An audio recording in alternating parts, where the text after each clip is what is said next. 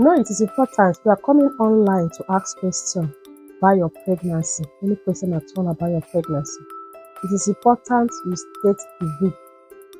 This will help whoever is going to answer your question to know a suitable answer to give to you.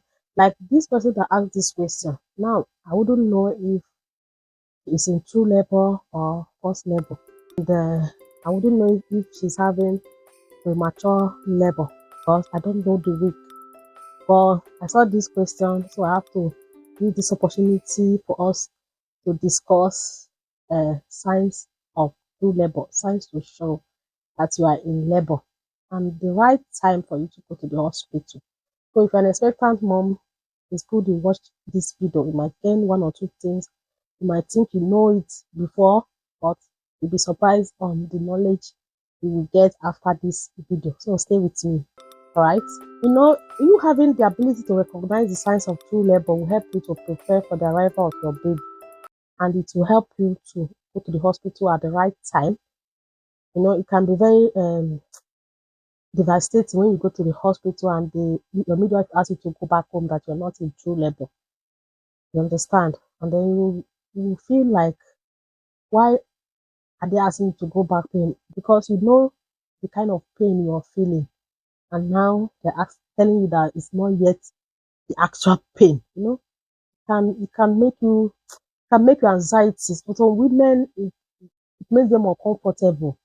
And during labor, want you to be comfortable. You don't want any form of anxiety at all, because once you are tense, once you are in fear, once you're having anxiety, you're going to delay the progress of your labor. So please, it is very important for you to stay back home once you are having contraction. Don't just rush to hospital. And also very important for you to know when to go to the hospital. Like the timing is very important here. Like you need to know when you will go to the hospital, because this is true labor. So the signs of true labor, of course, we all know that it is regular contraction. It's not just contraction. It's not just about you feeling contraction or feeling pain. No, the sign of true labor is regular contraction. Contraction that will occur at regular intervals. And this contraction will become more frequent over time. You understand? Now, the duration of this contraction, each contraction will last between 30 to 70 seconds.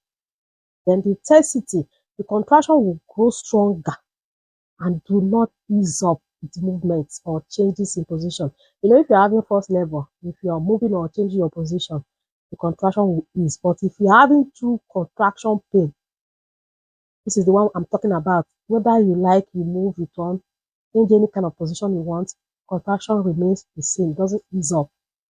That is true contraction pain. Note that. Okay. Then number 2 sign is your water breaking. When there's rupture of your membrane, that is when there's sudden gush of your amniotic fluid, my dear, you are getting closer to seeing your bundle of joy. Your baby will soon meet you, or you soon meet your baby. All right. Then the next one is bloody show. When the mucus plug that seals the mouth of the cervix during pregnancy is expelled, often it comes out with tinged blood.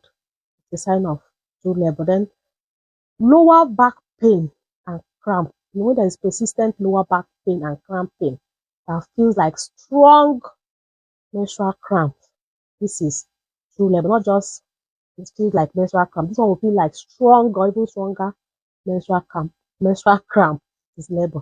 Now, the time for you to contact your healthcare provider is when the contractions are coming every 5 minutes, or they are coming more frequently. Then you also have to rush yourself to the hospital if you notice this fluid leakage. Then if there is VG bleeding, please, you need to report to the hospital immediately. Then if there is decreased fetal movement, some mothers can feel when their baby is not moving as supposed. If you notice any reduction in your baby's movement, whether you feel you are in true labor or forced labor, please go to the hospital. You understand? Now let's talk about timing of your contraction. Now, when you time your contraction, like I said earlier, it can help you to understand how your labor is progressing. It can help you so that you don't go to hospital earlier. So I'm going to be guiding us step by step on how you can time your contraction. So be patient. The video might get a little bit longer, but it will help us a lot.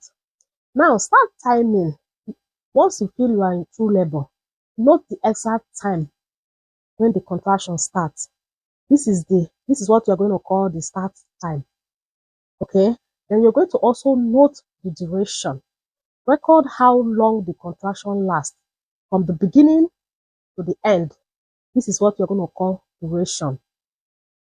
Trust me, if you can note all this and you go to labor and explain all this to your midwife will fall in love with you. Your midwife will be very happy for you because you make the work easier for both of you. Okay.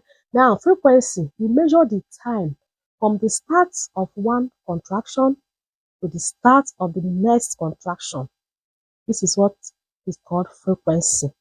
Now I'm going to give us examples so that you understand the duration and the frequency. So, if for example your contraction starts at 8 a.m. You understand? You note it. It starts at 8 a.m.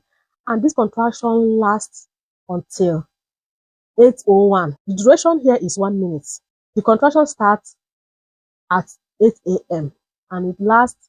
You check your time when it starts. And you know the contraction is when you feel your abdomen is hard. This is contraction.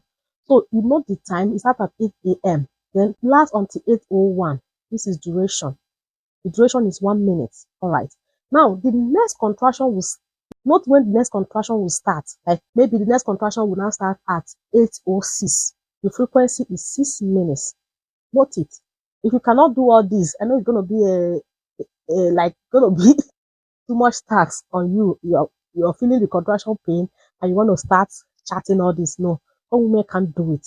There's app that can help you to do it. If you can't do it, that's okay. But it's very important for you to know the frequency, the duration, and the time when the contraction starts. It really help in management of your labor process.